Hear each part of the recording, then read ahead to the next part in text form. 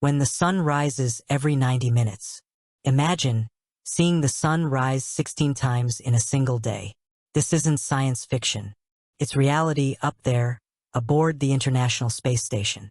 Astronauts orbit the Earth every 90 minutes. Every hour and a half they witness a new sunrise, and then a sunset.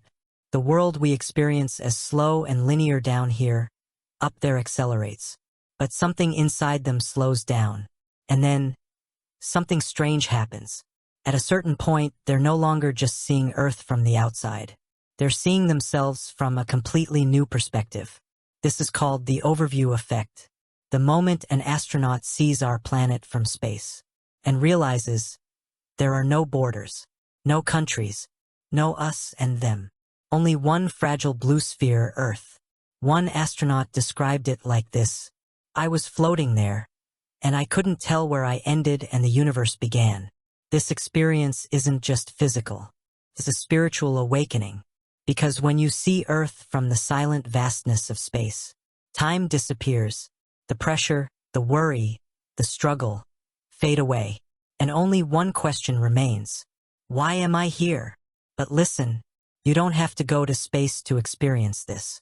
You don't need to orbit the planet at 28,000 kilometers per hour to feel that life is more than what the daily routine shows you. Sometimes it's enough to look at yourself from the outside, to step out of the noise, the rush, the patterns, and simply pause. Pause and ask again, who am I? And what does my soul truly long for? Because maybe the world around you won't change. But if something changes within you, then the entire world begins to reflect something different back. Many astronauts say this experience brought them closer to something greater. Not necessarily religious, but on a soul level. One of them said, I saw the Earth, and all the borders, all the conflicts disappeared. There was only one living being down there, humanity. What if we, too, looked at our lives from the outside? What if, instead of getting lost in our problems, we could see the greater whole? You don't have to go to space to change your consciousness. Sometimes, all it takes is looking at what's around you with different eyes. Maybe right now you feel down, but perhaps this is the beginning of your own space journey, toward a new perspective, toward yourself. And if the world outside feels dark, remember, up there the sun has already risen. Maybe this is the moment when you begin to look at your life from the outside and finally return to what truly matters, where stars are born and even light stops. Have you ever looked up at the sky and felt like something up there was calling you? Maybe it's not just your imagination, because what you see above isn't just distant points of light. They're time machines showing you the past. Did you know that when you look at a star, there's a chance it no longer even exists? Its light has traveled millions of years just to reach your eyes. Right now, in this moment, that light is the memory of the universe, and you are its witness. The stars are within us, too. Scientists say every atom in your body, carbon, iron, calcium, was forged in the heart of a star. We are made of star stuff, said Carl Sagan. That's not poetry. That's science. And yet, what a poetic truth it is.